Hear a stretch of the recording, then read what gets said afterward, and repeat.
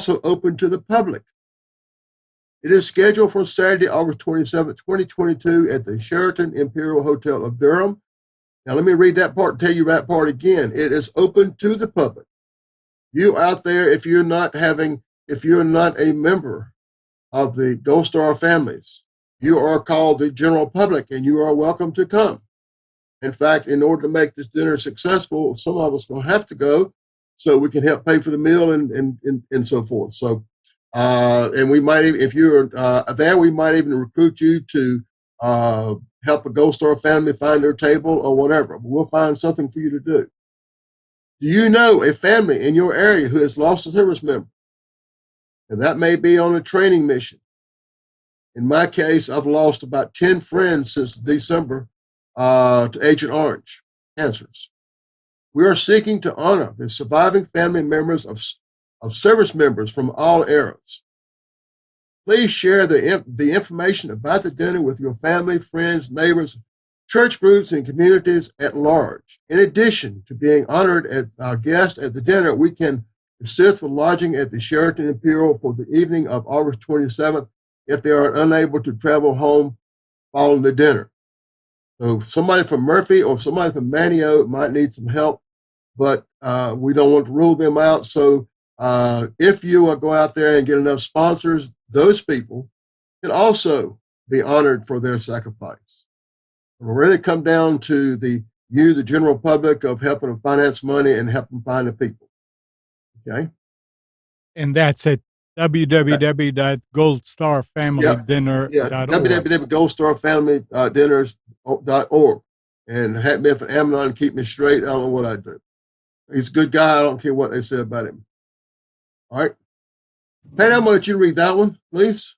Okay. So we are currently seeking sponsors for the event. We are a registered 501c3 nonprofit, so all of your donations would be tax deductible. Sponsors are recognized in various ways based on the level of sponsorship, how much you donate. All of that information that Bill just had up is on our website. We also have an event page on Facebook. If you search for Gold Star Family, and then you can share that on social media to all of your friends and family. And this is what I had said before. You never know who in your community or your church is a Gold Star family member, or who knows someone who is. So, you may just be sitting at the pool side or talking over the backyard fence about Gold Star families, and that your neighbor that you're talking to says, "Oh, hey, well, somebody I work with lost their dad in Vietnam." So that's why, the power of networking and talking is what's so important for us. And it really is important for us to honor the family members from all generations, and we need your help to identify those people. Patty, I have a question. Is this a typo? www.goldstarfamilydinner. Is it supposed to be North Carolina? No. No. The website is goldstarfamilydinner.org. Okay. The email address does have the NC in it, but the website does not. So that is the correct website. In fact, the word dinner in it keeps it local. So that's just what I was just talking about. You see the young man and young lady there serving, and they all serve. Everybody. Grandchildren, great-grandchildren, they're all involved. It's something that people don't think about sometimes. Right now, we're not officially in a war, but we've got things going on around us. But every day, when we had Afghanistan, you hear on the news, 3 killed today in Afghanistan. Everybody who has a family member there, heart stops until they know for certain that it's not their loved one. That happens on a regular basis. Can you imagine doing that for a year? Every time somebody comes on, such and such a kill, like in the Vietnam War. We didn't have cell phones. We didn't have all the Skype and Zoom and all that sort of stuff. So when you heard that, you didn't really know for certain until you got a letter or information from your loved one. That is a tough time. Now, if you have any questions, ncgoldstarfamilydinner@gmail.com or call 919-495-2283. So if you have any questions about what we talked about, there's information there. We're going to be looking for you there. And if you go back and say, well, I meant to ask this, that is your opportunity to go back and get this information. One of the things I'd like for you to recommend you do is you spread this show to everybody you know. You go back to www. Communications and go to our archive section. You can see this show again. It will be on YouTube shortly and several places on Facebook.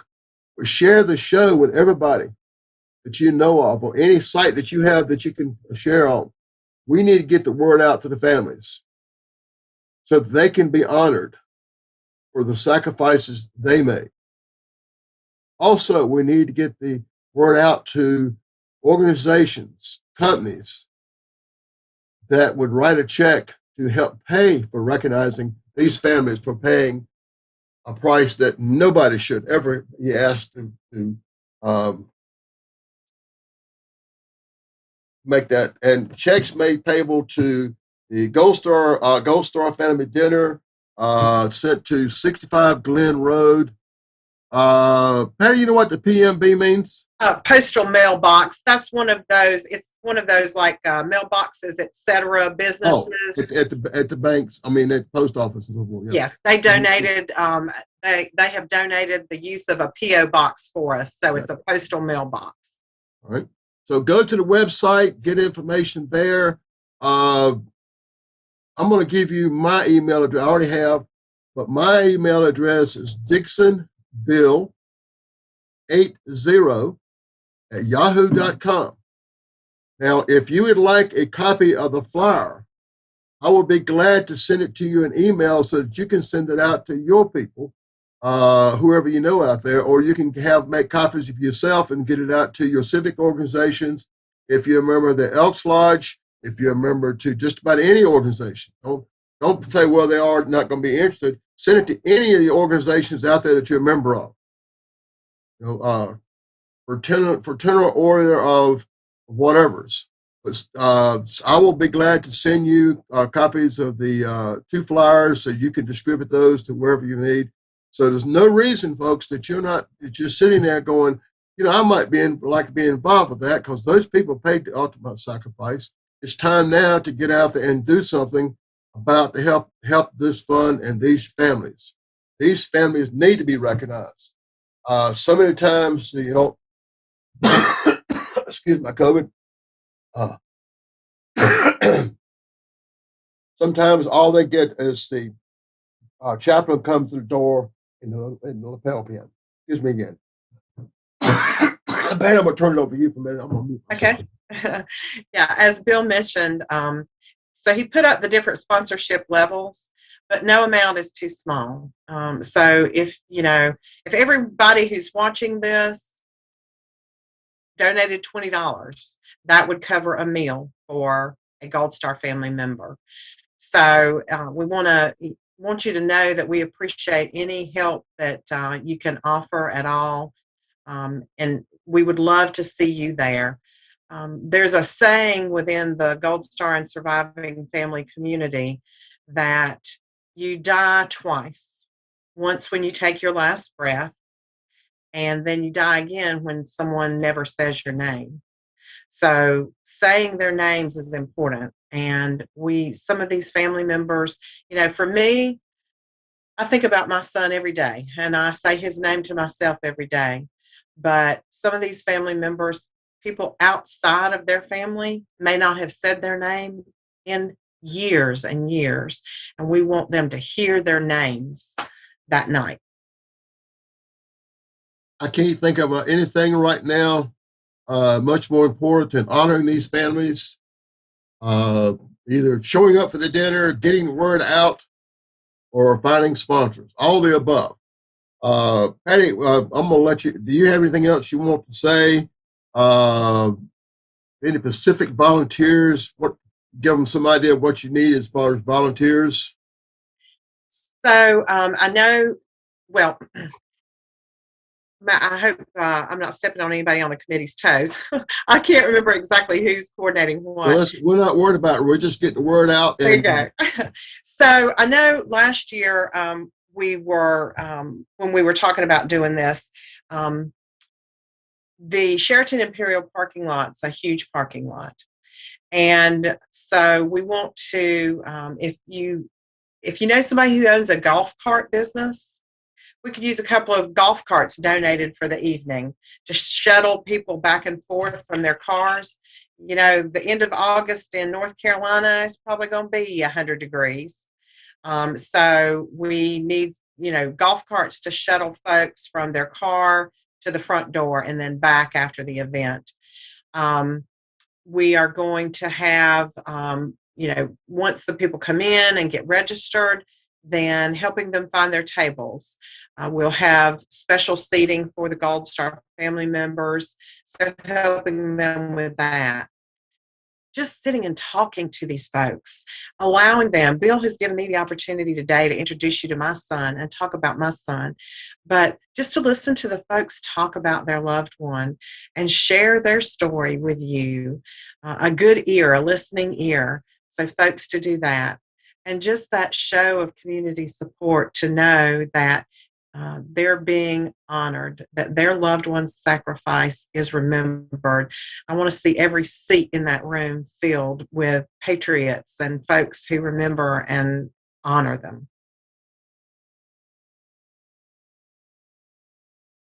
All right, thank you, Patty. I'm not certain how it's going out, but I lost. I've been losing your voice a little bit at the end. Your voice, of course, I'm losing mine too. But folks, we need your support. I know somebody would say, "Well, this was a Vietnam vet show." Well, Vietnam veterans were involved. We have Gold Star families who lost people in Vietnam, 58,270. We have people. Like I said, I know 10 of my friends have passed away since Christmas with Agent Orange related. There's a lot of people out there whose families need to be recognized for their support. It's important that you get the word out to these people. So as Patty said, as long as their name is continued, they are not gone. They are there. We are members of an organization that reads the names of those from North Carolina for the last 35 years of the missing from war in Southeast Asia. They will never be forgotten because we continue reading their names. Help these families out there make sure that their loved one is never forgotten. Because from the success of this dinner, I have a feeling they might be willing to do another one after a short break. I wouldn't ask them the day of the dinner because they're going all the Gold Star families that are involved are going to be exhausted. But there might be one next year and continue to make sure everybody gets remembered. So again, spread the word. Watch the show again. Spread the show around. But I'm going to be looking for you. And if you're not there, I'm going to come looking for you and shame you someplace. I'm going to stand in front of all your friends says they weren't there at the dinner, taking care of people and honoring the people who gave the ultimate sacrifice. So that's it, folks. Tune in to the next show. Let's see. We are now in June. I think that we are in June. So our next show will be the second Monday in June, 3 to 4, the same way as we have here. Thank you so much for tuning in. And be sure and get the word out.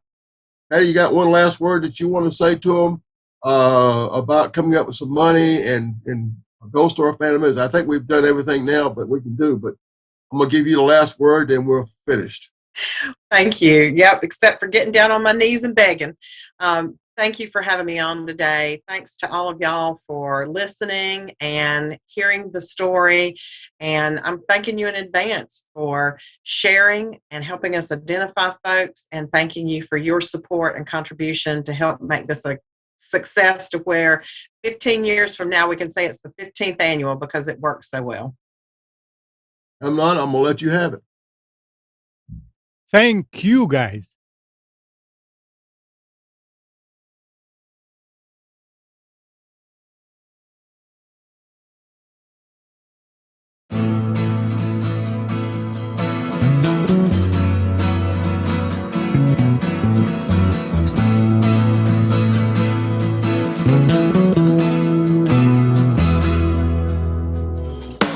You are tuned to the Nissan Communications Network.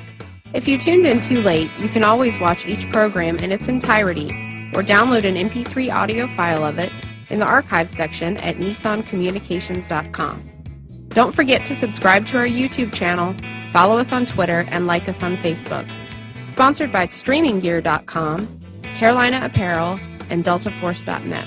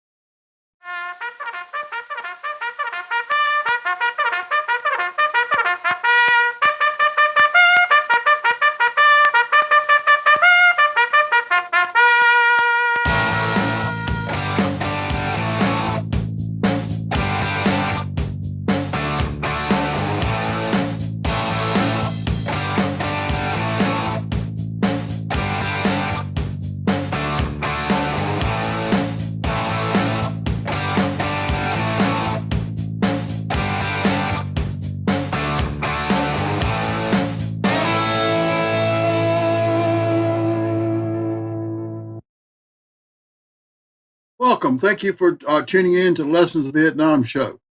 I am Bill Dixon, your host. The last series we did was a series on life in a day, kind of what it was like and what the soldier had to go through. Today, we're going to start out with a little different. We're going to be talking about who we fought. But before we get started on that, let's get some details out of the way. This is the Lessons of Vietnam show, telling the story of the Vietnam War and the men and women who served in the United States military. We're going to try to dispel some of the truths, the myths and the half-truths and so forth. I was in Vietnam in 67 and 68 with 159 Engineer Group. We are broadcast courtesy of Nissan Communications from their worldwide headquarters in Raleigh, North Carolina. If you have any comments or suggestions or whatever, please give me a call or email me at dixonbill80@yahoo.com. If during the show you'd like to come on and make a comment or whatever, you can dial in at 919-518-9773 or come in on Skype at Computers 2K Voice. Either way, you can come in and give us your opinion or comment or whatever, it's something you see. And during this period of time, we're trying to get over COVID. It seems like it's popping up a little bit before. But if you're out there and you're a veteran or a family member of a veteran or a friend of a veteran, and you know they're in a crisis and having a bad time or whatever, don't ignore them. They need somebody to reach out for them. Encourage them to dial 1-800-273-8255 and press 1. If you press 1, you get someone who knows how to talk with veterans out there. It's all confidential. You can text them. And also you can get deaf, you can get the special number there. All right, let's get on with the show now. Who did the American military and its allies fight during the Vietnam War? I was in a class. I do a lot of speaking in class, and one day, a young man came up and says, well, all y'all thought was farmers. Well, not quite. But so we're going to get into that. But okay, let's get right on into that next slide. Before the who, we should look at what they fought against. Well, you see a young man there holding a baby. We were trying to help him. We were called baby killers for some reason. There you can see the guy going through the swamp. There's a green two-step snake. Going through the jungles, the tigers, the television war. People had never seen war before and didn't understand war, but they saw it every night during dinner. Spraying of Agent Orange, all the bugs and spiders, the press showing details without the details. Some people had problems with smoking marijuana, and you see the big millipede there. Those are all the things we fought against, as well as the bad guys. Okay. Let's talk about some of the other things we fought about. Unclear objectives. A significant challenge faced by the American military and its allies were being engaged in a war without clear military objections. Amen. There was no front line, no safe area to defend. There was not a well-defined area in which to operate. An area could be cleared of communist soldiers in the morning and the American troops depart, and the area would be back in enemy hands by sundown. If you don't take land and hold it, how do you know winning or losing? Well, somebody come up with the idea of body count. That's leadership selected as a measurement. Body count. You kill more of them in battle than they kill of your troops. That's how you know whether you're winning or losing. Several problems, though, with body counts was a very selective number. The communists took a lot of their bodies with them when they left or retreated to tunnels.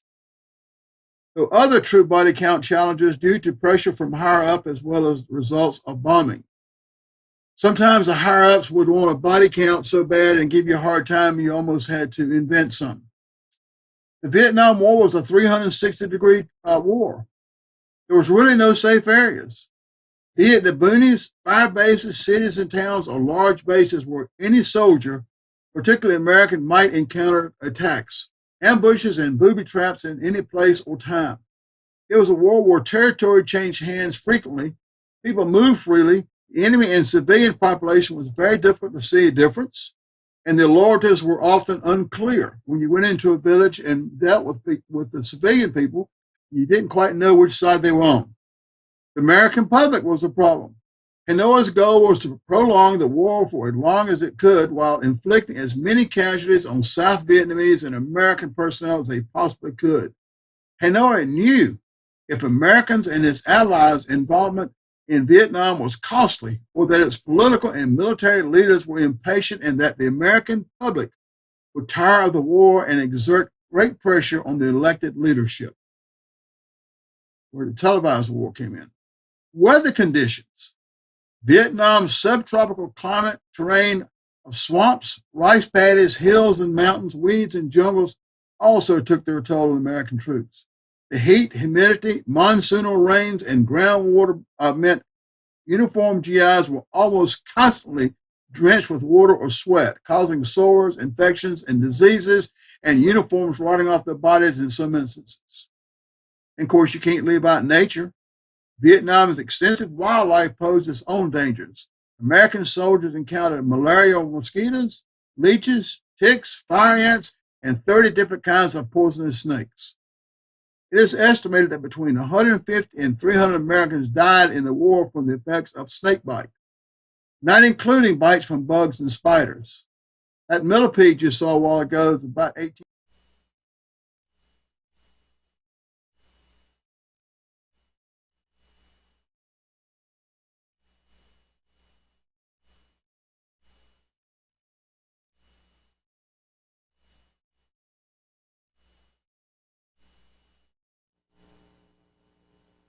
Welcome to Triangle BNI. Today's show is brought to you by Oak City Tech. Folks, we talk all the time about how loud and crowded the digital world is. You need professionals like Drago and his team at Oak City Tech to help you get your business out to your current clients and your future clients. You want them to know what you do and how well you do it, so they will sign up with you and you'll grow your business. Go to oakcitytech.com. Tell them what you're looking for. I know they'll be able to help you. Hi, everybody. My name is Mike Manning. Each week on Triangle BNI, we bring you a local small business success story. If you're not familiar with BNI, it is Business Networking International, the world's largest networking organization. Our little slice of heaven here in the Triangle is Raleigh, Durham, and Chapel Hill, and all the towns around here. Each week, about 31 chapters and over 530 members get together, and our goal is to help each other grow our businesses. And today's local small business success story, going back out to the beach. One of our friends in Wilmington, Brad Caldwell with Spark Business Strategies. Brad is in the Tropical Storm Group, meets 8 a.m. on Thursday mornings at Angus Grill. So if you are in the Wilmington area or planning on visiting the Wilmington area and want to be unbelievably entertained at 8 a.m. on a Thursday morning, guys, so I highly recommend you go see Brad's group. Brad, how are you today? Oh, got it. Okay, how you doing, Brad? I'm great, brother. How are you? Doing good. Entertained. See, but your group is like a good podcast. It entertains and it educates. Yes. Because you want both. Otherwise, what, why? Now, if I'm going to be entertained for an hour and a half, I feel I've gotten a free floor show. But while I'm there, can I learn something? And I think your group, 32, 33 strong, some serious small business owners in that group, and some folks that have been in the Wilmington area in a while, I know, entertain and educate the visitors. Yeah, I think our chapter is really marked by a fun combination. I know for me as a business owner, there's a little bit of a pressure release being able to go to our chapter. Seeing the people at Tropical Storm is a little bit more lighthearted than the standard business meeting, I think. But at the same time, like you said, it's very serious business people. We pass a lot of business. We take referrals very seriously for one another. So it's super lighthearted, but very intentional, I think. It is, and the relationships go deeper because of that. So when, like, you guys have your own fantasy football league, you have I'm crushing the guy right now. Who are you playing? Up against Bill Bolton, the director of operations at Patriot Roofing down here in Wilmington, and up there in Raleigh, actually. Yep. Have you texted him 3 or 4 times since yesterday? His team's doing so bad, I feel bad. Saquon Barkley is the only player left, and he needs to score about 65 fantasy points for Bill to beat me. All right. Which I think would require him play 4 football games. And something illegal to happen, yes. Yes, sir. Yeah. Spark Business Strategies. You help people message, brand, grow. Do we... Sometimes with business owners, I think we outsmart ourselves and we think almost too big to start. And you've heard this from me before, and I know you talk about it as well. When somebody stands up and says, "Oh, I can help any small business owner," I'm like, no, you can't. Right. You may think you can, but you don't want to. What are some of the things that you work with your clients that you enjoy helping them hone in on that message? So what we typically say about Spark and the work that we do is that we bring your solutions to their problems, you, the client, they being the ideal client for your business. And so when in an effort to bring your solution to their problem, we think a lot of times that most business owners spend so much time solving the problem, they don't know how to speak to the audience. So that's the primary function of most marketing, is to help a business with a solution, explain the solution to the audience with the problem, whether that's social media, website, branding. We do a lot of brand strategy because business owners typically teach their employees, and if the owner themselves can't talk it, the employees won't be able to talk it, or they're going to have mixed messaging. And so we spend a lot of time working with businesses on how they communicate their own brand and their own solutions. And we talk about at B&I meetings, the elevator pitches we do and the 10-minute presentations we do. And I beg people not to read their 4-color, 3-panel flyer. Yeah. Talk how we would talk. If I'm talking to you, what would you say where I think, oh, you need to talk to so-and-so, and just get down to the everyday terms that we use. My back hurts. My car's just not running like it should, because that's what we're going to hear. Yeah. I mean, in our chapter, I mean, more often than not, you're going to hear a bunch of stories that'll reemphasize the point about what it is that we do. So for Spark, recently, like right now, I stopped working on competitive analysis between my client and their most direct competitors. For us, they're in the Scottsdale, Arizona market. So we're working to look at all their competitors to see what they're doing right, where we think they're spending money, where they're misspending money. So we won't make those mistakes for our clients, because more often than not, marketing is from the agency side, and I'm one of those. We do 8 things. Here are 8 things. We're going to give them to you, and you're going to pay us for the 8 things. But 3 of those things don't work. 2 of those things you don't need. 3 of those things we're going to double down on and just say all of it's working. And we don't want to operate that way. So every week we try to articulate a different 60-second pitch that would say, like, this is what's unique in our space. This is what we do that's a little different, a little nuanced. Yeah, because we can Google everybody's competitor and call them up. We have no idea how good they are, but we can find somebody to cut our grass. We can find somebody to fix our car. We can find a roofer. We can find all that. But it's, I'm with you, and on your website, when I was on it the other day, I don't see this very often, but it just leapt off the screen at me, was words. That's what it was, a header for it, was words, and they do matter. Yeah. I mean, we say often, everything speaks. What you say, what you don't say, how you present yourself, the way you look when you walk in the room, the way your worst employee looks when they walk in the room, how you train your employees, how you hire, how you interview, how you decide the cost of your goods, how you decide the amount you're going to pay your team, everything, how you speak about your revenue. If you speak about revenue as if it profits you, that sounds different than if you speak about revenue as if it expands the business. And so there's a lot of different ways to articulate anything, but everything speaks. And so we really try very hard to pay attention to the everything being spoken by the business, whether we have our hand on it or not. We'll say, well, that's not going to marry very well with this thing you're paying us to do. So let's try to change that while we're at it. Those kinds of concepts and designs. Yeah, and I guess what's speaking to me right now is all that Cub stuff behind you on the Sign wall. of righteousness. Yeah. Why? Well, you got your one World Series, so at least in your lifetime you saw one, right? Yeah. For the longest time, my oldest child thought the Cubs were always good. Strangest reality. He's 13. Yeah. So that run from 05 to 09, where we were in the wild card, we won the division, we were in the NL championship, we were in the World Series, we won the World Series. He was like, man, come October, Dad's going to be freaking out. We're going to watch a lot of TV at night. And Dad's going to be glued to the TV, and we can't ask him for anything. And he thought that was normal. He really did. It's kind of like 22-year-old fans living in New England. They think like, wow, it's always been this good with the Red Sox and the Patriots and the Bruins. Like, nah, dude, your Patriots were awful before Belichick got there. Yeah. Yes, sir.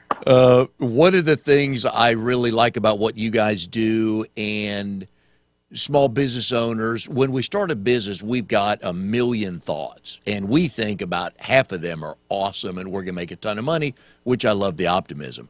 But you say start with a strategy, whereas most small business owners start with, I got a product and a service, and I need to keep my doors open because I got to pay the bills while I grow this business. And there's really no strategy on how they're going to achieve their goals. Yeah, think of it like going to a firing range. So in a firing range, there are rules, and then there are strategies. The rules would say this one area is where you're allowed to shoot from. So you're going to go to either this station or this booth. If you're indoors, if you're outdoors, maybe there's an awning, there's a spot, there's a place where targets are marked. And so you're allowed to understand, based on the rules of that business, like the rules of any business, that there's a place where you sit, there's a place where you shoot. Most business owners come into business with a ready, fire, aim approach, and then they try to bend the bullets. For the rest of their business life, they're trying to bend bullets they fired on day one. Well, this is what we are, and it was never true. That was never the career that they had adopted. Their solution is not how they defined it as. And they're trying to bend the bullets of those conversations constantly. And so what we try to do is help businesses rest, ready themselves, aim, that's the strategy, and then fire. Because if you call me after you've told everybody in the world, after you spent $25,000, $30,000 on marketing your brand, marketing your business, telling everybody in your ideal geofence demographic who you are and what you are, and then you ask me to make you a Facebook account that's going to make you a bunch of money, but all the marketing you push forward doesn't speak the truth of what your brand or business is, it's real hard to bend bullets, man, and it's really expensive. Yeah, and we try to say so many things at once. We immediately, as soon as in the horse racing world, right? As soon as the gates open, Brad, let me tell you the 37 things my company does. Yeah. I'm tuning out about babies, I'm tuning out about number 4 because Yeah. I'm certainly not going to remember number 3 by the time you tell me 36 if I'm still awake and interested. We love our babies. Yes. Everybody loves their baby. You're a granddad. Oh, You love yeah. that baby. Both of them. Yep. You but you got a new one. Yep. And you can't tell a Manning member, any member of your family, anything wrong with that baby. Nope. Not possible. I mean, But, this man, is this is how talented my 6-week-old granddaughter is. Okay. Dude, she's starting to lift her head. I know most babies don't do that till they're 4 years old. That's how good she is. Till they're 4 years old. No, man, I think in the same way, but think of it like dog years. So Yep. we'll have the 6-week-old baby and say, "Oh man, she's advanced," and saying it, you're like, "This is kind of nonsense," but also, I kind of think she's probably advanced. And in business, if you tease that out to now you're at a year in business, so the 6-week-old is a year-old business.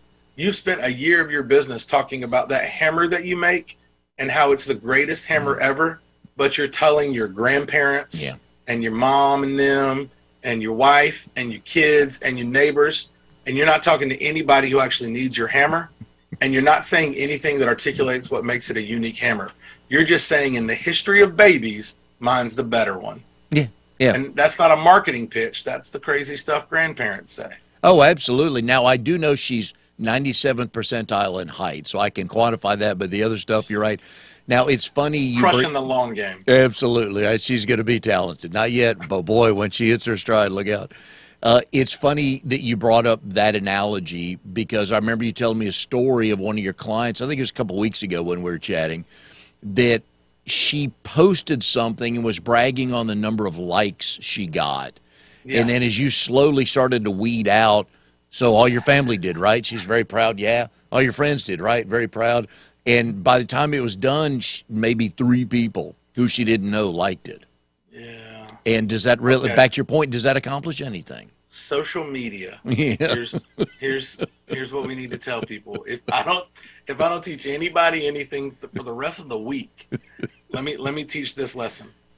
If it's a like, if it's a heart, if it's a wink, if it's clapping hands on LinkedIn, Facebook, Instagram, Twitter, YouTube, whatever, those are vanity metrics. It is a metric that is intended to just make you feel good. Mhm. I can go like happy on Facebook. I could click 1,000 posts. Facebook will learn some things about me that way, but it doesn't help your business whatsoever. I'm not advocating for you. I'm not referring you. I'm not giving a testimonial to what you've done. I am not saying that I represent the excellence of your business or that I would rubber stamp that you do that well all the time. I just liked it. And likes make us feel good. Just like in real life, if 100 people in the room said, "Man, I like you," that's a great feeling. But that doesn't build your business. You need people who are invested. You need people who are ambassadors. You need people who will give a testimony and testify to the excellence of your business. And a lot of us get really, really excited about doing the fun, kitschy stuff that gets us a lot of likes. We're like, "Oh, we went viral because 10,000 people saw my video." How much money did it make you? Yeah. Nothing? Then you went, that virus that you got was about as productive as a cold. Like, it's annoying and people are going to bring it up to you, but they're not buying from you. And we're in business. It's one of the ways that personal influence, personal branding, influencers have kind of ruined that strategy of marketing, because when they get likes, those likes correlate to their sponsors, and their sponsors pay them more. Yeah. But if you're not being sponsored for the content you're making, you're not making any money for that content. Well, you're sponsored by you, and you can't pay yourself because the phone didn't ring. So I'm with Right. you on that. I'm Yeah. totally with you on that. Yeah. Another question I wanted to ask you about, there are a lot of people, especially during COVID, started a side hustle. Mm-hmm. All right, and some of those turned into wonderful businesses. I think we can look to Amazon and Apple that started out of the garage, right? Most of them aren't going to get that big, but a lot of people have always wanted to, pet sit, or I've always wanted to do, build websites, a side hustle, stuff like that. So what's a couple things they can do? So they already have, let's assume they have a full-time job and they're starting this as a side hustle. So the first question is, what are some of the things, couple things they can do to slowly get the word out? And by doing that, should they create a business Facebook page and everything, or continue to use their personal Facebook page to promote that? It really varies based on what you're selling, what your side hustle looks like. Multi-level marketing is very, very popular. We have it in this house. I don't do it. My wife does sell a skincare product line and has for, I'm going to say that wrong, 6-7 years maybe, and done very, very well. But she did not do a couple things that I think people need to avoid. One, don't treat it like it's a full-time business and your life depends on it if it's not, because we don't want to say our life depends on things that our life doesn't depend on. No one likes the little boy who cried wolf, right? Like that's the story. The other thing is, don't spam your people. Don't just bombard them with sales pitches. One of the challenges of most multi-level marketing companies and most side hustles is we get so excited that excitement becomes our marketing. And think of a toddler. When they're excited and they come in the house, I have a 3-year-old in this house. When he walks in the house and he's excited about something, he is going to stutter and stammer his way through repeating the same thing over and over again, to the point where you're kind of like, hey, buddy, lock it up. Like, say it one time. I'll be happy for you. Yeah. But quit repeating it. And so I think a lot of those side hustles, people wear it out. I have my cousin, family's confusing. I had to pause for a second. My cousin, she's actually my cousin. Yes, she's married to my first cousin. That makes her my cousin. There you go. She started doing crafts. She will post intermittently very personalized content about how much she likes her crafts. She never sells them, but she'll show them. She'll show herself at a market, at a trade show. She was at an event this past weekend. It's not here in my area. It's actually much up there, much closer to you. And I saw it and I liked the content because it was very much about her joy over something. Now, if you read that content and you're like, man, can you make me a sign? Well, she's going to get a sale. But she knows that the primary modality for sales for her is face-to-face, in trades, at fairs, under a booth, in a kiosk, whatever. And that's really, really good. So that when she gives her freedom in her sort of marketing, like when we give a referral to something, we talk about, if I say, I love the new gutters we got in our house, I'm essentially telling you that I really like my house, or that I care about my house, or that I'm invested in my house. You can come to my house and see that I like it, but you're going to kind of get the feel for it just on that post, just on that referral.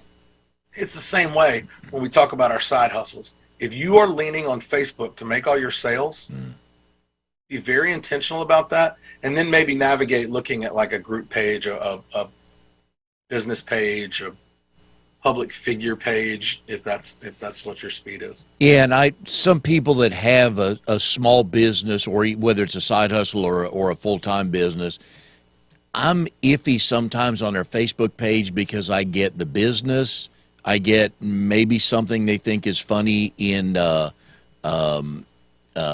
world today, may or may not get politics, that's a whole nother podcast. And then I get like a couple pictures of their dog. I'm like, what are we doing here? And maybe that's just me, but I'm all over the place. I'm not focused on anything with you. It's about balance. I don't necessarily believe in like the super ethereal, like manifestation and balance kind of balance. But when you're promoting yourself, it's a long walk in the same direction.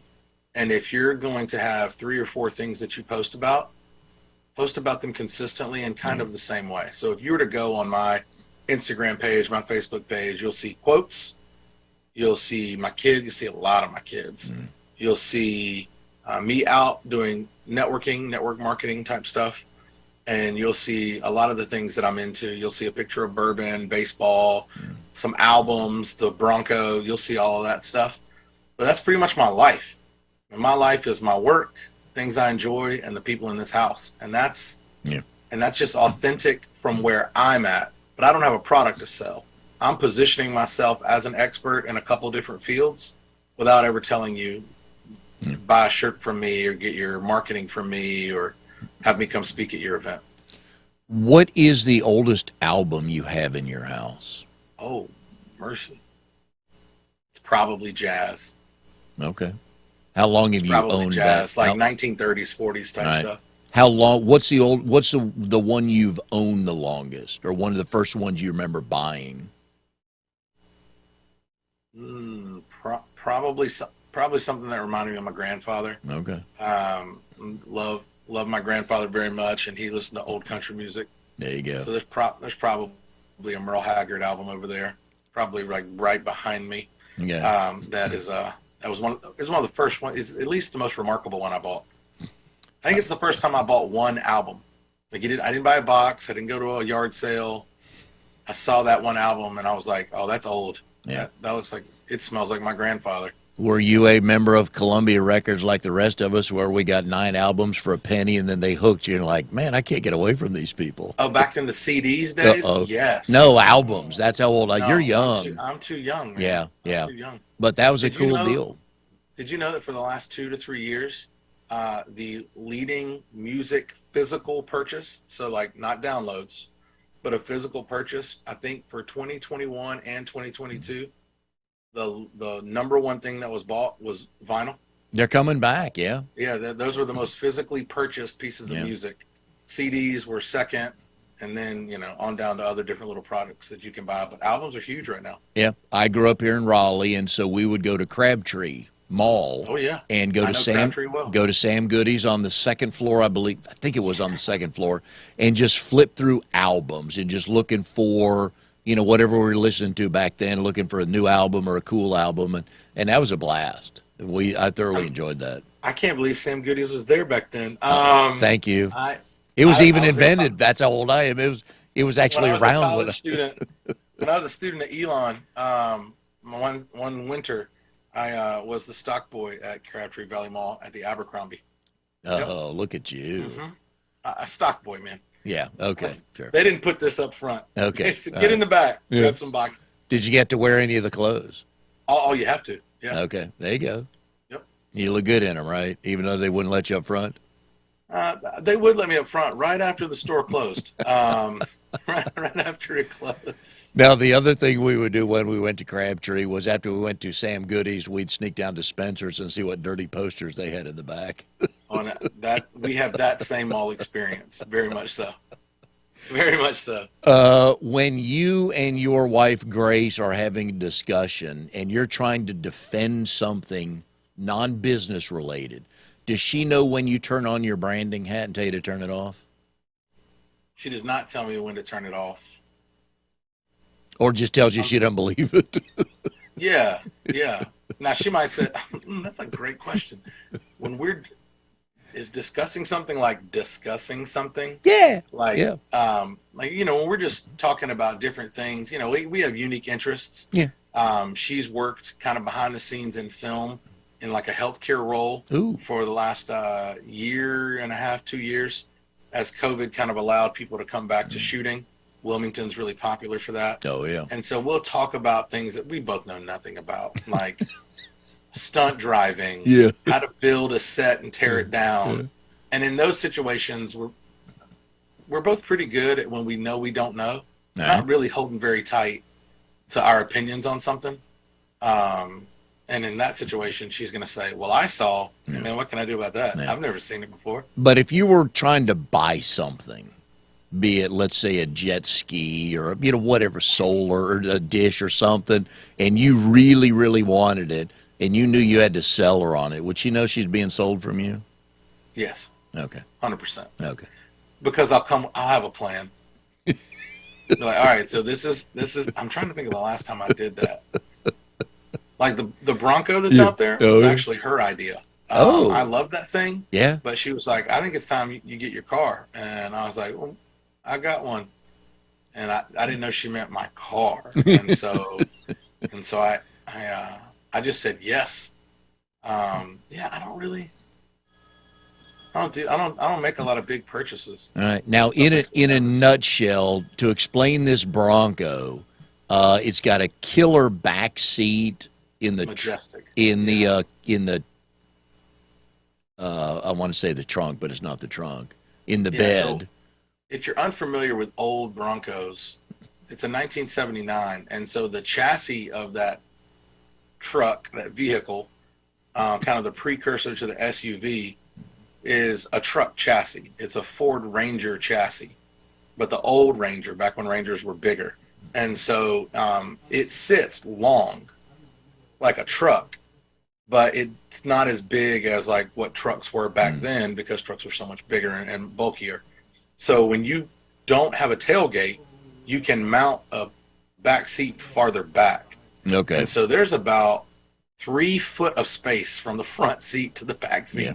Yeah. It's a significant amount of space. Now, But the pop yep. comes off and all that, all Yep. that stuff. But you are dad of the year when you take your kids to school in that truck, right? Especially my 13-year-old. Yeah.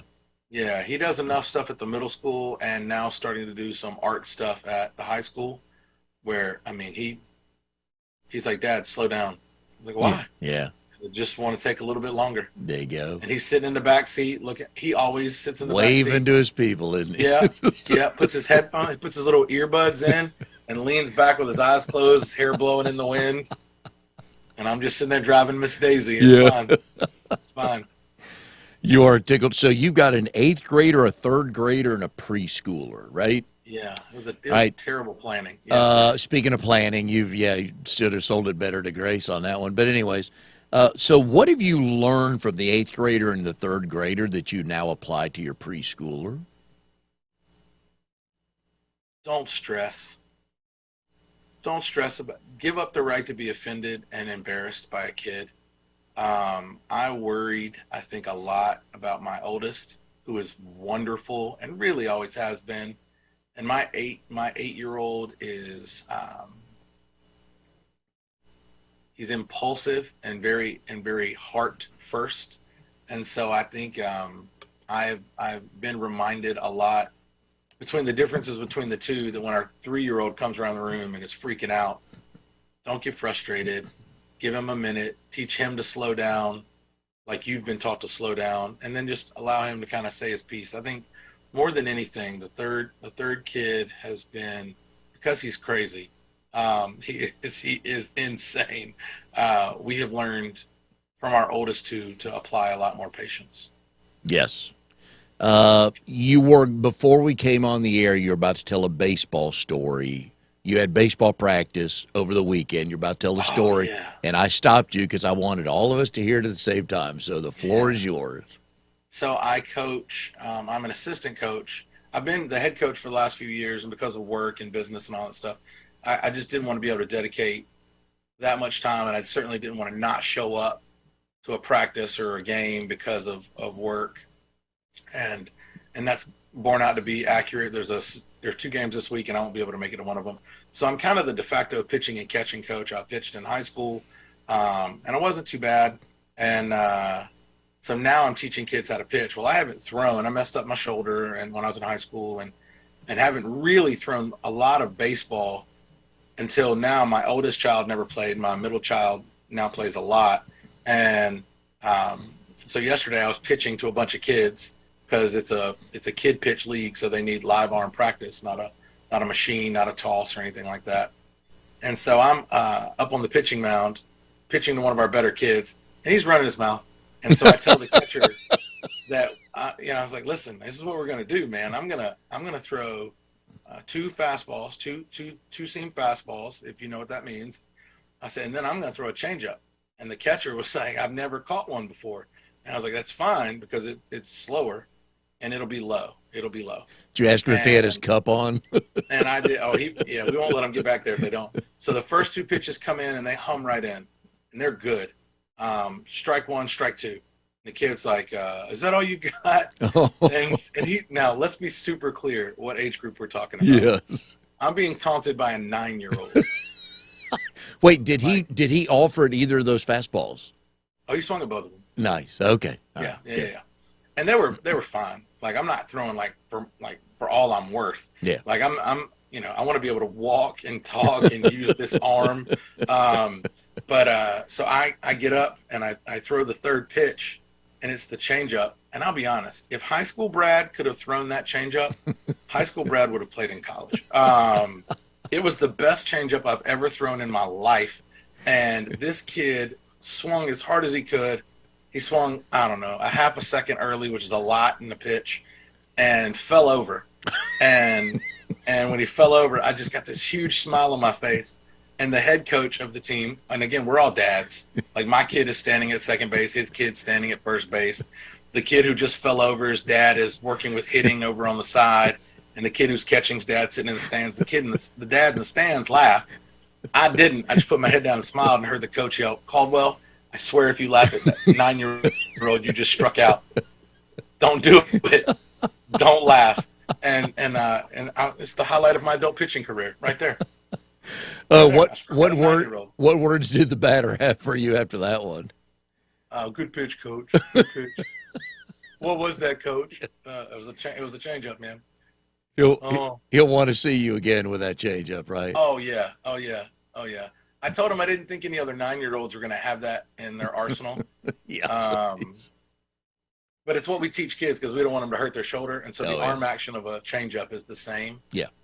In fact, it's probably a little bit better if you throw it correctly. Your arm goes up a little bit higher, Yeah. so it's a little bit safer of a pitch. And for me to jump on a pedestal here for a second, because I coached my boys in baseball and basketball growing up, there's always that one dad that thought, if I win the 8 and under Saturday morning rec league, I think the Lakers will hire me. Yeah. There was actually a dad that knew his career won-loss record. I'm clueless, so I couldn't tell you if we had. Okay. I couldn't even know that. So But real quick, there's always that dad who teaches his 9-year-old to throw a curveball. I'm like, dude, you're making a wrong decision. yeah, we don't have any of those on our team. Good. The pitching coach won't allow it. Good. I've coached in high school, middle school, and then rec league levels. So I've coached at a bunch of different levels in my adult life. And with these kids in this league is a lot of fun. It is relatively competitive, and we had several teams from our league represent the state of North Carolina in various little league formats. Cool. At a whole bunch of ages. So our league's pretty good. And the first year that we played, it was the fall. I coached 3 seasons in a row, and it was the fall, and we went 1-11. So I definitely remember that one. Yeah. And then this last spring, we went 7-5 with largely the same team, and so I am abundantly aware of my record as a head coach, because it is very hard not to be aware of 1-11. 1-11 is hard to miss. I can tell you exactly how we beat the team we beat, and they ended up being the number 1 team in the league. I remember it well. I bring it up to their coach often. Good. Yeah. And those other, It's my version of a change up to that 9-year-old. Yeah. I just bring it up to him whenever I can. the 11 losses better have had really good snacks after the game. Oh, we've had great parents. I think that's my favorite thing about coaching Little League. That's the key, yes. It's not the snacks, because I don't really care for juice boxes and pretzels or whatever, but it's been the parents. We've had a lot of really good families. But the A lot of kids really- care about them. When they're Yeah. 5 years old, they just want to Oh, get yeah. their uniform dirty and have a good snack at the end of the game. Now that we're with a bunch of 8, 9, and 10-year-olds, I'll let you know when that ends. Because so far, it still comes up. Yeah. It still comes up. All right, one of my favorite questions to ask people on the show that are married is, so your wife's name is Grace. Yeah. How did you two meet, and do you both tell the story the same way? No, we do not tell the story the same way. But how did we meet? The quick version. That's why we tell it differently. She'll say something like, "We met online," and that's what she'll say. She'll leave it at that. And that's so disingenuous to the story. That's why I don't say it that way, because I was working and living with my alma mater Elon University. I was doing campus ministry. I used to be a pastor, and so I was working at Elon, doing campus ministry, having a great time. And a buddy of mine called me and asked me to come to Ohio to help at the church he was at. And so I was like, well, it seems like a good opportunity. I better go take it. So I took off to go to help. But before I left, it was during the Christmas break when I made the decision to go, and the timing just worked out to get me there in the first week of January. So the college kids weren't going to be back. The ministry would keep going, but the college kids weren't going to see me again. And so I sent out, instead of in email marketing, we didn't really have that in 2006. So instead, I sent out a blog on a platform called Xanga, Xanga.com. And I sent out, it had pictures of Dayton, Ohio, and I've never lived this close to the Colts. I'm a Colts fan. I've never lived this close to the Cubs. I'm a Cubs fan. And so I was like, this is going to be great. Meanwhile, a young woman was transferring from junior college to a college just outside of Dayton, and her best friend looked up things like the Chicago Cubs ministry Christian Dayton, Ohio, and found the most recent post was by a minister moving from North Carolina to Ohio. And she showed her friend. Her friend sent me a message and said, hey, I'm going to be really close to the church you're going to work at. Let me know when you get there, and I'll come visit the church. So my first full day in Ohio was a Sunday, and I was with the college class teaching, and a college student walked in, and it was the girl from Xanga, and her name is Grace. Wow. Yeah, she doesn't do that story justice. Yeah. She's like, we met online. Yeah, but generally I've found the husbands tell the better stories because we're bragging on our wives. Absolutely. And our wives are like, well, I met this guy. He seemed nice. It's like, wow, that's the truth of the story, I tried to avoid that woman like the plague for months. And I failed miserably. She's much faster than I am. Well, I'm glad you failed miserably and you two are together me too, today. man. It's worked out well. It's been 15 years. Good stuff. All right, so it's unfair for the rest of us watching and listening today that not only can you pitch, but you can sing and preach. I mean, man, what else do you do that we don't know about? I mean, you got a classic Bronco that you drive. You're the cool dad. Your kids are in the back seat, loving life, and you're an ambassador to the Port City Young Professionals groups. You get to mold young business minds. I mean, what's left for you? What's left? Man, I think all of the good things, and I received that. I do think there's a lot of good things that have come in life, and I think a lot of it has been head down. I mentioned this earlier. Recognize that life's a long walk in the same direction. I don't want the turns. I want if there's going to be a turn, I don't want to be taking it at 80. No, I want to be coasting and enjoying the scenery. I want to be grateful for who's in the ride with me, and I think that's probably because there's been hard things. I used to preach a lot, and now I'll do the occasional wedding, funeral. Did a wedding in July. I'll do another one up in Raleigh, Durham, in October. And I'm a lot of people who don't go to church as pastors, and I get that honor. Yeah. Because I'm fairly steady. I think that's been the trick. I don't know that there's any. I was Elon's mascot. I remember. Yep. So I took dance for like 6-7 years, tap, jazz, and ballet. Can you still dance? I don't know that I could back then. There you go. All right. But I don't know. Yeah. He'll be here all week, folks. I took dance. I didn't say I was like awesome. Okay. That's better messaging then. Yeah. I took dance. Yeah. Look up Nina Wheeler School of Dance in Durham. Call her. Ask her. And if she says, good Lord, no, trust her. Trust her. Of all of her students, she'll probably remember you the most because how bad you were or how bad you think you were, right? I grew up with her oldest child, so she does. No, I talked to Nina, so she will know me. So if you call and be like, "Do you remember a student named Brad Caldwell?" She's gonna laugh, or she's gonna say something really nice that's probably not true.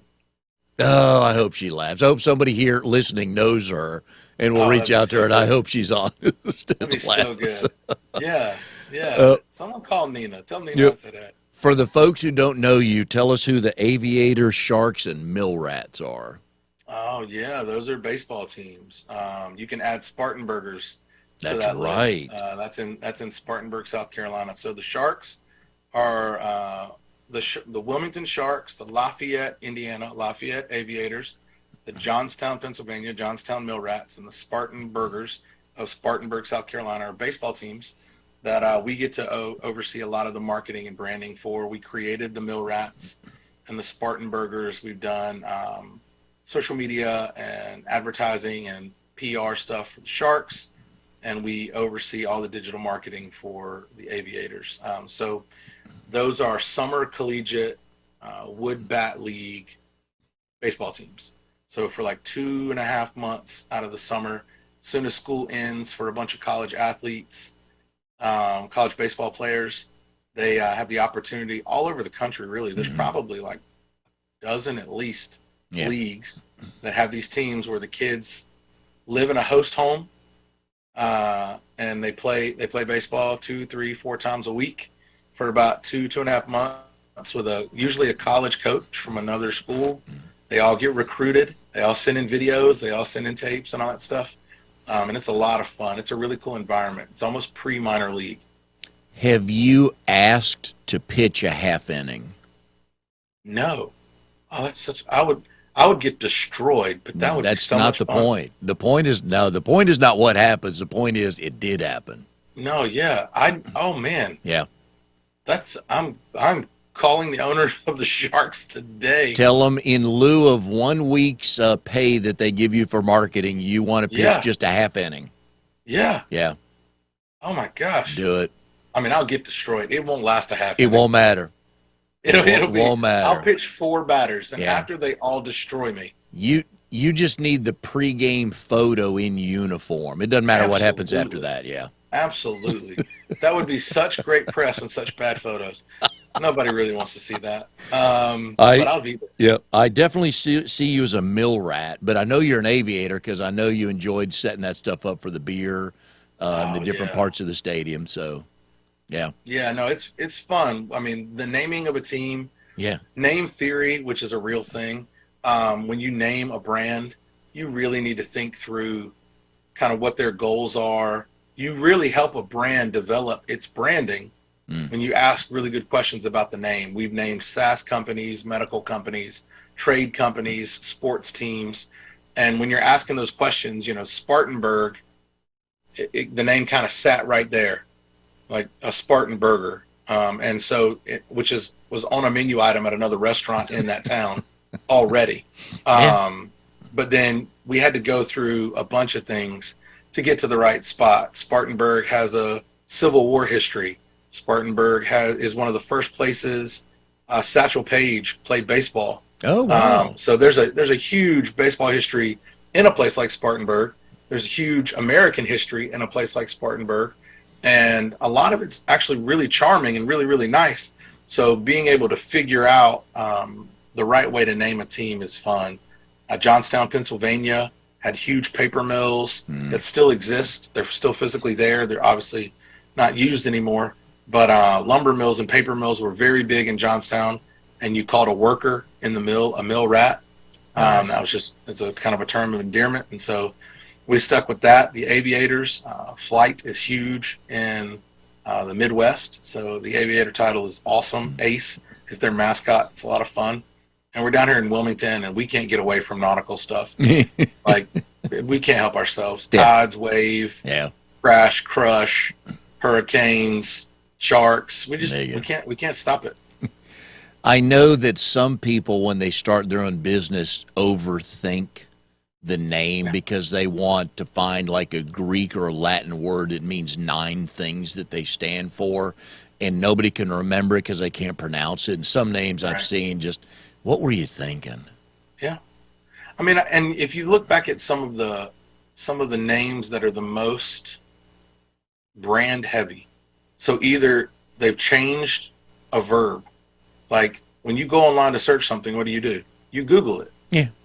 Google's not the only search engine. They're just the biggest on the planet by a long shot. If you're shopping on retail, there's a really good chance you're at Amazon, even though that market is highly, highly competitive.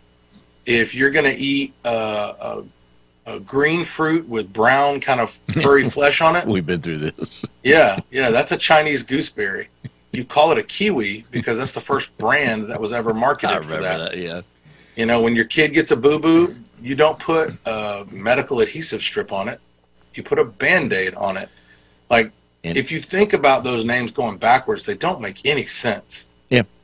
If I said name the 2 most popular athletic apparel brands, you're going to say Nike because you're supposed to. Yep.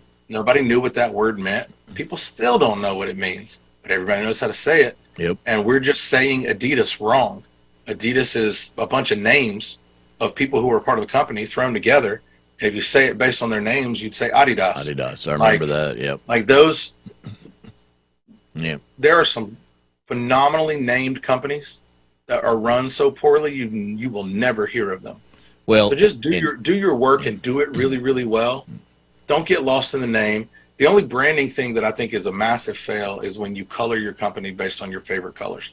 Otherwise, do whatever you want, but don't Yeah. be purple and gold because you went to that school or that was your mom's favorite color. I can't and your use dad's I favorite can't use color. orange and Don't do white. that. You can. You can. Okay. You can. If you're in highway construction or you're at this one tiny university in the Or- mountains of Tennessee. Or trash pickup on the side of the road on Sundays. Yeah. With If you're in a yeah. prison release Yep. program, you are Heard it all. all Yeah. colors are yours. All right, so I got one more verb for you. Way back in the day, hey, can you go Xerox me some copies of this? Yeah, exactly right. That's all Exactly we. right, Doesn't yeah. matter, copier, whatever. It could have been Minolta. Hey, go. Yeah. Is a Xerox? Hey, I heard the Xerox isn't working. Yeah, there's a bunch of that, and it's fun. Yeah. Oh It's yeah. a lot of fun when you realize that there are companies that became so synonymous with their excellence that they took over the industry. Yeah. Yeah. You know, like Chick-fil-A is not the first company that said my pleasure. If you know the Chick-fil-A history, Yep. Truett Cathy will tell you he heard that from a Oh. bellhop in a Ritz-Carlton. Wow. He walked up to the bellhop and the bellhop said, "Sir, I'll take your bags." He said, "Well, thank you." And the young man looked back at him and said, "It's my pleasure, sir." And they walked to the elevator. Wow. And now I go to probably more drive-throughs than I need to, and some of those are starting to pick up. I'll say thank you, and they'll say my pleasure. I'm like, Yeah. wonder where you got that from. So, Yeah. but it matters. Probably wasn't the Ritz-Carlton. No, I doubt that. So I doubt that. All right, folks, if you need help with your business, if you need a 30-minute consult to get your compass in order, Brad, we've been putting his number up here the whole time. What is the website, Brad? This is brandstrategy.com. Got it. All right. Because there's a lot of things, there's a million things to do, and you can't be expected to do them all, so you need help. The smart people call the smart people who know what they do because we don't do them or can't do them, so we hire somebody that does do that, and they're a professional. So please do that. And also, if you're in the Wilmington area, I beg you, on Thursday morning at 8 a.m., go to the Angus Grill. It will be Come on. worth it. It will. Oh, how was your presentation last week? Went well. Had a Okay. good time. All right. Getting feedback? Any quick immediate feedback that you thought you were going to get?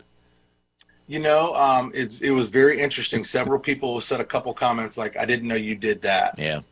Like when we were talking about, because we went kind of very much with the BNI model, to introduce myself and my business, tell something personal about me. We did family and some of the things you see behind you.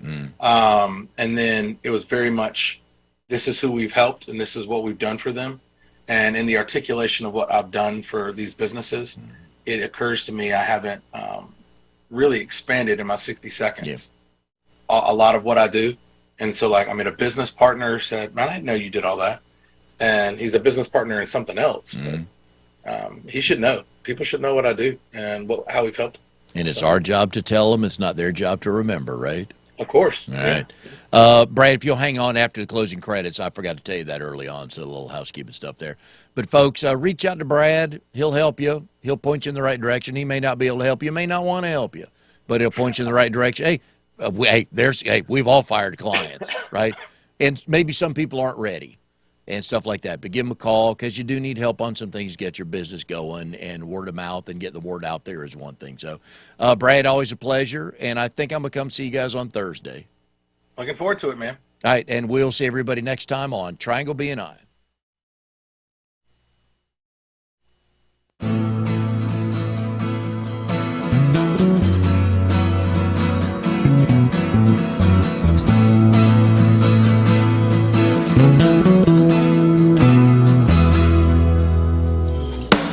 You are tuned to the Nissan Communications Network. If you tuned in too late, you can always watch each program in its entirety or download an MP3 audio file of it in the archives section at nissancommunications.com.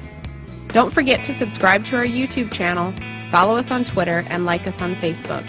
Sponsored by StreamingGear.com, Carolina Apparel, and DeltaForce.net. 18 inches or so. He wouldn't kill you, but he'd make you very sick. The soldiers, disillusionment and frustration with how the war was being fought with the many insane rules of engagement. Losing friends, taking an area, then leaving, allowing the communists to reoccupy the area, sometimes before the Americans even left the area. The psychological trauma of having seen fellow Americans or allies killed or maimed by sniper fire, mines, or booby traps that offer no opportunity for retaliation or payback. This was the news of protests, riots, and burning back home. Led to questions of their family's safety back in the world while they were engaged in Vietnam in a war. What am I fighting for and who gives a damn? It don't mean nothing. And of course, the public perception. As a result of the protests, media sensationalism, lies, and misunderstanding, many of the American public thought of the troops fighting for them in Vietnam were all drugged out of their mind, baby killers, women molesters. The Vietnam War, American fighting force was just a reflection of Americans had never seen a war up close before. But it was a reflection of America. What's going on in America as far as the people was also going on in Vietnam as far as the troops. Again, public perception continued. With short news clips shown without any depth, false narratives were formed. Eddie Adams' photo of Brigadier General Nguyen Ngoc Loong of the Saigon Police Department shooting a Viet Cong prisoner is considered one of the most influential images of the Vietnam War. At the time, the image was reprinted around the world and came to be a symbol for many of the brutality and anarchy of the war. Well, you know, war is kind of tough. Eddie Adams apologized to the general many times for taking that photo. What did not go along with the picture was the story behind it. The man was not in a uniform. Under most laws, he was considered a spy to be shot on sight. It was a time of fighting, in some cases, both brother against brother, with a lot of emotion on both sides. The man was captured at a mass grave of Saigon policemen and their families that had been executed by this man. What would you have done in your reaction? It was kind of hard to take a prisoner with what was going on. They burned Vietnamese girl. Even though an American went on TV crying how sorry he was for dropping napalm on the girl, he even had a big write-up in Reader's Digest. It was all proving as a lie.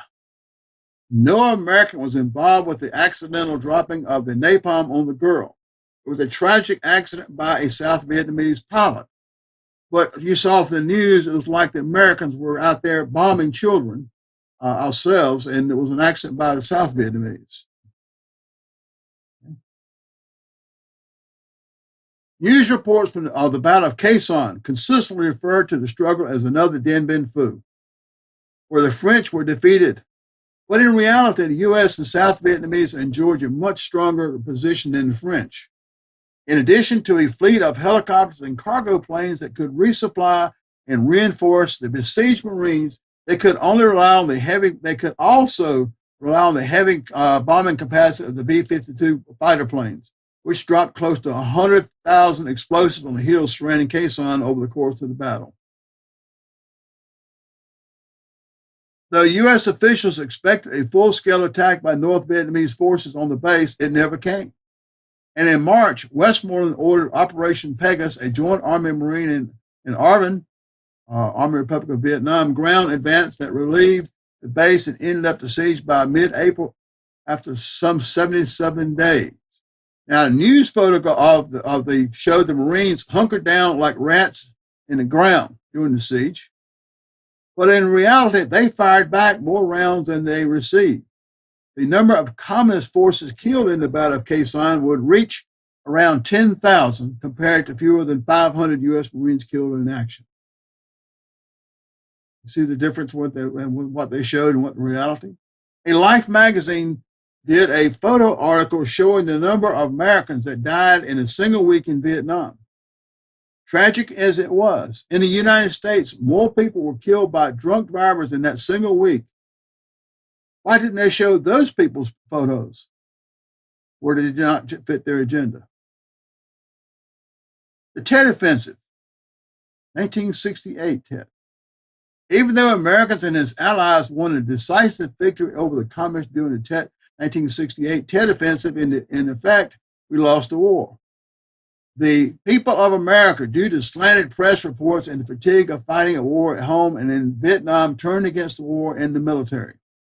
They began to blame the troops for the plight in Vietnam as they perceived it, spurred along by the press and political changes. The Viet Cong troops of the communists were virtually eliminated as a fighting unit as a result of initiating the Tet Offensive. Their ranks had to be filled in by North Vietnamese military. Americans and its allies won the battle in Vietnam, but lost the most important battle at home, a battle they had no power in or control. So who did the Americans and Allies fight on the ground during the Vietnam War? Who were the enemy soldiers? Even that can be complicated. So many have the misconception that the Americans only fought the farmers by day who became guerrilla fighters by night with primitive weapons. Yes, we did, along with well-trained Viet Cong guerrillas and a hardcore North Vietnamese military that was well-trained and equipped by Russia, China, Cuba, and other communist countries. China's involvement. Despite being in bad economic shape at the time, newly communist China aided Ho Chi Minh during the war with the French and did so again during the war with the Americans, providing weapons, expertise, and manpower. All told, the Chinese claim to have spent over $20 billion in support of North Vietnam and deployed more than 320,000 military personnel, more than 4,000 of them who died. For the most part, the Chinese stayed in the background, rebuilding areas destroyed by U.S. bombs and manning anti-aircraft batteries, but perhaps the biggest role was preemptive. They made it clear that if U.S. ground troops invaded North Vietnam, they would respond in kind. The Soviets' involvement. They actually put more money in than the Chinese. Though it originally took little interest in the Vietnam War, the Soviet Union secretly ramped up its aid to North Vietnam following Nikita Khrushchev's fall from power. The Soviets wanted to make life difficult for the United States, but they didn't want to do it in a way that got them in a conflict with the United States. Kind of like what we've got right now, huh? Soviet involvement in the war increased in the late 1960s, just as China's influence was lessening. The two countries were undergoing a bitter split at the time. That means China and the Soviet Union were not getting along. Among other weapons, the USSR provided surface-to-air missiles that the Chinese weren't yet technically capable of producing.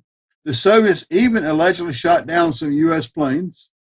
Overall, though, they pumped in only about 3,000 troops in the conflict, far fewer than the Chinese. A whole lot more money. So who were the Viet Cong?